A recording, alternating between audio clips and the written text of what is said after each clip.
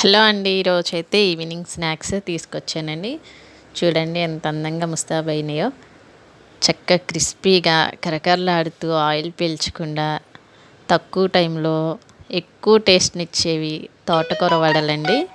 చూసారు కదా, ఫస్ట్ అయితే నేను పచ్చెనపప్పుని ఇలా నానబెట్టుకున్నాను. ఒక 5 అవర్స్ నానబెట్టుకున్నాను.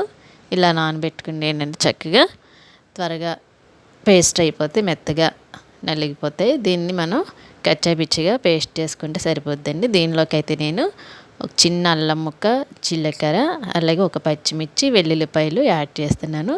అలాగే దీనిలోకి కొంచెం తోటకూర కూడా వేసి గ్రైండ్ చేశాను. ఇలా అయిపోయిన తర్వాత దీనిలోకి నేను ఒక స్పూను శనగపిండి, అలాగే ఒక స్పూను కార్న్‌ఫ్లోర్ కూడా వేసాను. అవి స్కిప్ అయినాయి. అలాగే సన్నగా కట్ చేసి పెట్టుకున్న ఆనియన్స్, కరివేపాకు, అలాగే ఎంత వీలైతే అంత సన్నగా కట్ చేసుకున్న తోటకూరను కూడా యాడ్ చేసుకున్నాను. ఇవన్నీ బాగా కలుపుకుందాము. ఇవి తోటకూర ఎక్కువ ఇష్టపడరు కాబట్టి పిల్లలు పెద్దవాళ్ళు కూడా తినరు కాబట్టి ఇలా వెరైటీగా చేసి పెట్టండి. తోటకూర గారెలు, తోటకూర వడలు, అలాగే నిన్న తోటకూర కర్రీ చేశాను కదా, అది కూడా చాలా బాగుంది. చూసారు కదా, ఇవన్నీ బాగా మిక్స్ అయిన తర్వాత సాల్ట్ కూడా యాడ్ చేసుకుందాం. మన టేస్ట్ని బట్టి సాల్ట్ యాడ్ చేసేసుకొని చక్కగా చేతితో ఒత్తుకొని ఆయిల్లో fry చేసేసుకోవడమేనండి.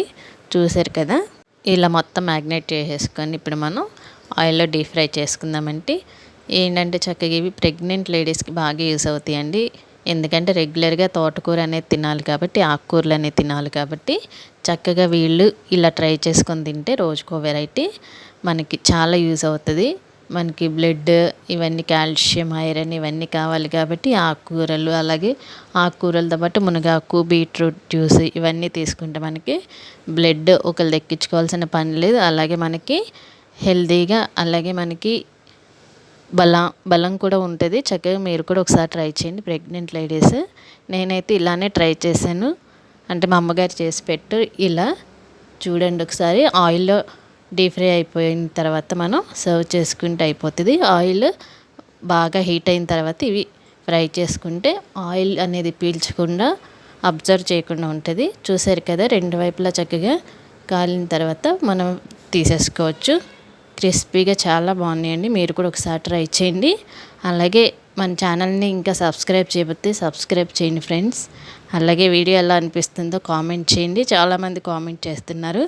Thank you so much అందరికీ. చూసారు కదా, ఇలా రెండు వైపులా ఫ్రై అయిపోయిన తర్వాత అలాగే ఇంకొన్ని ఉన్నాయి కదా, అవి కూడా వేసేసుకొని సర్వ్ చేసేసుకుందాం. దీనిలో కాంబినేషన్గా అల్లపు చట్నీ కానీ, అలాగే పల్లీల చట్నీ కానీ, టమాటా సాస్ కానీ ఉంటే కూడా వాటితో ట్రై చేయండి.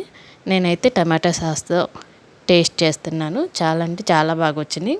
అలాగే వీటిని మన ఫంక్షన్స్ టైంలో కూడా వీటిని ఒక రెసిపీగా చేసుకోవచ్చు. ఎందుకంటే ఎప్పుడు గారె, బజ్జీ ఇవే కాకుండా ఇలా వెరైటీగా ట్రై చేయండి. మన ఫంక్షన్స్లో కూడా చాలా బాగుంటాయి. చూసారు కదా, మిగిలినవి కూడా ఇలా వేసేసుకొని మనం సర్వ్ చేసేసుకుందాం. చాలా అంటే చాలా బాగా వచ్చినాయి. తప్పకుండా ట్రై చేయండి. మీరు కూడా ఒకసారి ట్రై చేసి ఎలా వచ్చిందో కామెంట్ చేయండి. చూసారు కదా, ఆయిల్ అయితే అస్సలు అబ్జర్వ్ చేయలేదండి. చూపిస్తాను మీకు. ఇలా అన్నీ ఒకదాని తర్వాత ఒకటి అన్నీ వేసేసుకొని ఒకదానికొకటి కూడా అతుక్కోలేదు ఆయిల్లో. చూసారు కదా, ఇవన్నీ కూడా రెండు వైపులా కాలిపోయినాయి. ఈ పచ్చెనపప్పు అనేది కచ్చాపిచ్చిగా వేసుకుంటే కొన్ని పప్పులు చక్కగా అలానే ఉంటాయి.